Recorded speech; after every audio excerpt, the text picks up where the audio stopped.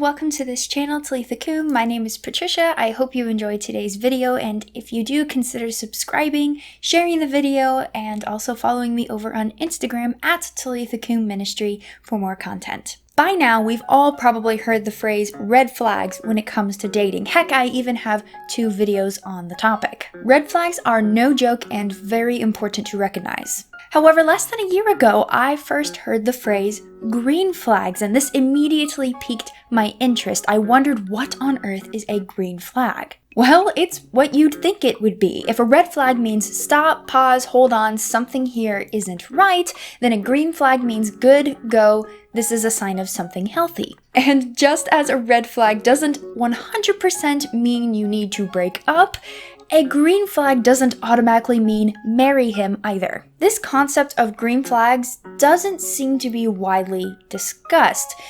And yet, I've realized how important it is to recognize green flags in tangent with understanding red flags.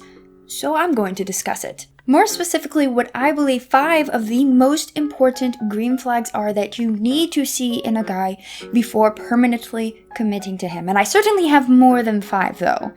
So I could make another video. Technically speaking, I have brought this up before. In my first video about red flags, I mentioned that I have 2 lists. One is obviously a red flags list, bullet points of traits and habits that should I see them exhibited in a guy that I am dating, I know to stop and consider whether that relationship should really continue. The other is more like a letter. Rather than bullet points, I detail different traits I need to see in a guy to know that he is good for me. That he cares, is healthy, is strong, will lead me to Christ, etc. Some of those things are a given, others are more personal to me. So rather than just bullet pointing, I name the trait or habit and then go into detail about what I mean. This letter, if you will, came after years of healing from a particularly painful experience, and I realize now that it is my green flags list. And if you are also considering making a list such as this, which I highly suggest that you do, here are 5 things that absolutely need to be on there. Quick disclaimer, I am a practicing devout Roman Catholic Christian,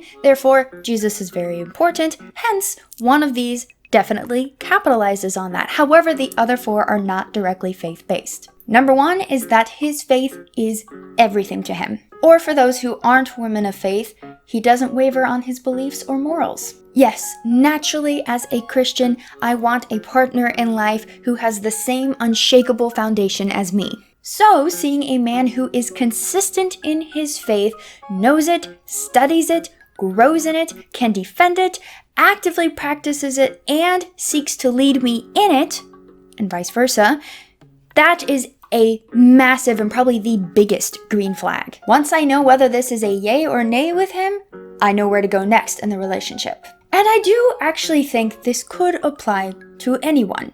In other words, ask yourself, does this man seem true to his beliefs and morals, or is he flaky on them? It is a good and necessary sign to see, assuming their beliefs line up with yours, but you get my point. Number 2 on this list is that he is a responsible human being. Of course, this encompasses many things. It's a rather large umbrella that covers habits such as he takes care of himself and has good hygiene. He is diligent with his money, and this is very important to note if y'all plan on making him the breadwinner. He doesn't blame other people for bad things in his life / takes responsibility for his wrongdoings, because we all make mistakes. If he lives on his own, you can stand to be at his place and he doesn't have to do this massive cleanup every time you're going to come. Basically, he can stand on his own 2 feet without excessive help from others, because yes, we all need help at times, but he shouldn't need help for basic things in life. You do not want to fall victim to being someone's mother, maid, or therapist. So the green flag here is that he is a strong and independent man who can take care of himself. That doesn't mean you won't do things for him, especially if you do decide to go the traditional route of him being the breadwinner and you staying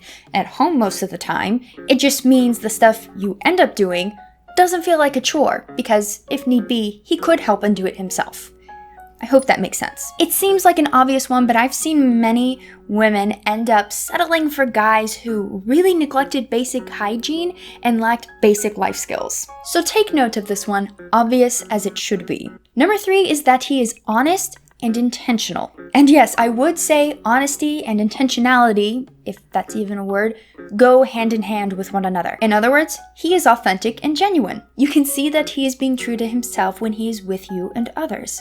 You know where he stands and what his intentions are for the two of you as a couple. You don't feel like you're being led on and have to constantly question how he feels about you. Having that level of comfort of knowing where he stands and that he doesn't have to hide things about himself is a clear sign of his honesty with himself, you, and others. Knowing that he has a direction in life and will never just string you along as a fun fling is security. Massive green flag right here. Number 4 is that he treats the women in his life with utmost dignity and respect. Most specifically, his mother and possibly his sisters if he has any. Look, how he treats his mother is most likely a foreshadowing of how he will treat his future wife. So seeing him help her, respect her, love her, but not to the point of being a clingy mama's boy, mind you, is a beautiful green flag, a sign that he was raised to respect women, especially women in that role of being a wife and mother. Now, I'm sure many will jump on the train of making excuses for a guy who maybe has a bad relationship with his mother. If that is part of his story,